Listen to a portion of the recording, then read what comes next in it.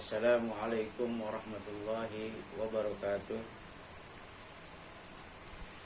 Apa kabar anak-anakku sekalian? Kelas 7 Madrasah Sanawiyah Nurul Falah Arman. Selamat bersua kembali pada materi IPA terpadu. Kita akan memasuki bab selanjutnya, yaitu bab 3. Semoga kita semua dalam keadaan sehat walafiat dan selalu dalam lindungan Allah Subhanahu wa taala. Jangan lupa mematuhi protokol kesehatan karena kita masih dalam masa Covid-19, dan tetap menjaga 3M, memakai masker, mencuci tangan, menjaga jarak, menghindari kerumunan. Tetap semangat walau kita belajar dari jarak jauh. Sebelum kita mulai belajar pada kali ini, marilah terlebih dahulu kita berdoa dengan membaca basmalah. Bismillahirrahmanirrahim.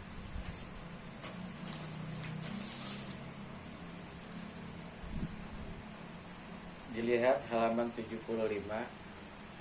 pada buku IPA terpadunya, bab 3, materi pencemaran lingkungan. Pencemaran lingkungan. Sekali lagi, sebelum kita memasuki lebih jauh, terlebih dahulu kita akan ketahui apa maksud tujuan kita mempelajari pada bab ini. Yang pertama, kalian mampu menganalisa jenis-jenis pencemaran yang terjadi di lingkungan setelah melakukan beberapa kegiatan pengamatan gambar peristiwa pencemaran lingkungan dengan tepat. Yang kedua, kalian mampu menjelaskan berbagai polutan yang dapat mencemari lingkungan setelah melakukan penelusuran informasi dari berbagai sumber dengan benar. 3. Kalian mampu menganalisa dengan dampak daripada pencemaran lingkungan bagi ekosistem setelah melakukan berbagai kegiatan dengan tepat. 4. Kalian mampu membuat tulisan tentang gagasan penyelesaian masalah pencemaran lingkungan setelah melakukan beberapa kegiatan pengamatan lingkungan sekitar dengan tepat.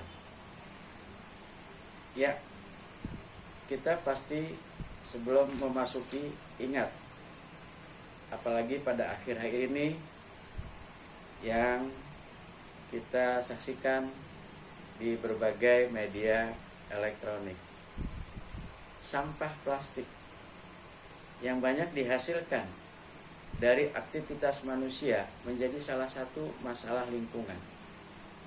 Sampah plastik tidak dapat terus secara alami sehingga dapat mengakibatkan pencemaran tanah. Salah satu cara praktis dan efektif mengatasi sampah plastik yang sedang digalakkan saat ini adalah EcoBrick. EcoBrick jadi merupakan botol plastik yang diisi dengan material plastik lain hingga memenuhi kepadatan tertentu. EcoBrick dapat dimanfaatkan untuk membuat furnitur, pagar, atau dinding. Selain dengan cara EcoBrick, masih banyak cara lain untuk mengelola sampah plastik agar tidak mencemari lingkungan. Dan apa yang dimaksud dengan pencemaran lingkungan? Apa saja yang dapat dilakukan untuk mencegah terjadinya pencemaran lingkungan? Nah, dengan mempelajari bab ini, kalian dapat mengetahui jenis-jenis pencemaran lingkungan sekaligus melakukan upaya pencegahan pencemaran lingkungan di sekitar kalian. Di situ ada susunan di rak, yaitu botol, yaitu pengelolaan sampah plastik yang ramah lingkungan. Kita lanjutkan ke halaman selanjutnya. Jadi berdasarkan persepsi di depan, kalian telah mengetahui salah satu metode pengelolaan sampah plastik yang kreatif dan ramah lingkungan. Nah, permasalahan lingkungan hidup sangat penting untuk diperhatikan. Lingkungan hidup merupakan tempat kelangsungan hidup manusia dan makhluk hidup lainnya. Lingkungan hidup baik udara, air maupun tanah dapat mengalami pencemaran. Oleh karena itu, berbagai upaya dilakukan untuk menangani masalah ini. Nah, pada bab ini kalian akan diajak untuk mempelajari definisi pencemaran lingkungan, jenis pencemaran dan dampaknya, serta usaha pencegahannya. Kita masuki definisi pencemaran lingkungan, jenis-jenis pencemaran dan dampaknya, serta usaha pencegahannya.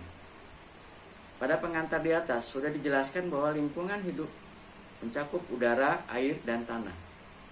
Agar kelangsungan hidup manusia dan makhluk hidup lain berjalan baik, lingkungan hidup harus bersih. Lingkungan hidup yang bersih adalah lingkungan hidup yang tidak tercemar polutan. Namun, seiring perkembangan zaman, kegiatan manusia makin kompleks dan mengakibatkan makin tercemarnya lingkungan. Nah, bagaimana ciri-ciri air, udara, dan tanah yang tercemar? Apa saja polutan yang dapat mencemari air, udara, dan tanah? Untuk mengetahuinya, ayo kita lihat di beberapa gambar di bawah, yaitu 3. Ini kalian bisa lihat mengamati terjadinya peristiwa pencemaran air, udara, dan tanah. Kalian simak ya, dari nomor 1, nomor 2, dan nomor 3. Jadi jelas peristiwa yang terjadi pada gambar tersebut dan dampaknya bagi lingkungan. Kamu dapat memanfaatkan informasi dari berbagai sumber referensi seperti buku, majalah, dan artikel internet untuk mempermudah pengerjaan tugas ini. Kita tulis hasil dari, misalnya tugas kalian, terus dipresentasikan di kelas. Cuma kita masih belum ya untuk presentasi di kelas. Insyaallah nanti akan kita lakukan.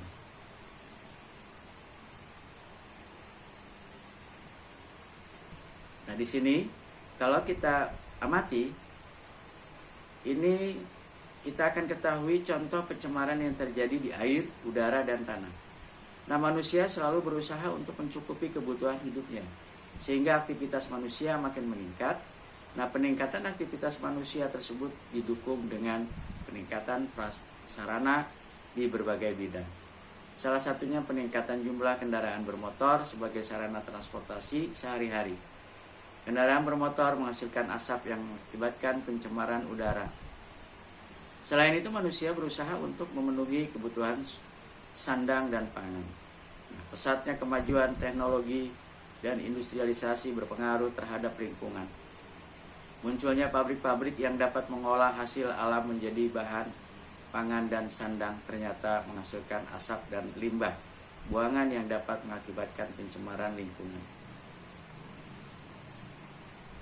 1. Kita lihat definisi pencemaran lingkungan. Pencemaran lingkungan adalah peristiwa masuknya atau dimasukkannya zat, unsur, energi, dan komponen yang bersifat merugikan ke lingkungan atau berubahnya tatanan lingkungan sebagai akibat perbuatan manusia atau alam sehingga kualitas lingkungan menjadi menurun. Menurut Undang-Undang Nomor 23 Tahun 1997 tentang Pengelolaan Lingkungan Hidup, pencemaran lingkungan adalah masuknya atau dimasukkannya makhluk hidup zat energi, dan atau komponen lain ke dalam lingkungan hidup oleh kegiatan manusia sehingga kualitasnya turun sampai ke tingkat tertentu yang menyebabkan lingkungan hidup tidak dapat berfungsi sesuai dengan peruntukannya. Segala sesuatu yang dapat membuat lingkungan menjadi kotor, tidak sehat, dan tercemar dinamakan bahan pencemar atau polutan. Polutan dapat berupa zat kimia, debu, suara, radiasi, atau panas. Bahan pencemar atau polutan masuk ke dalam lingkungan. Suatu zat disebut polutan jika keberadaannya dapat menyebabkan kerugian terhadap makhluk hidup.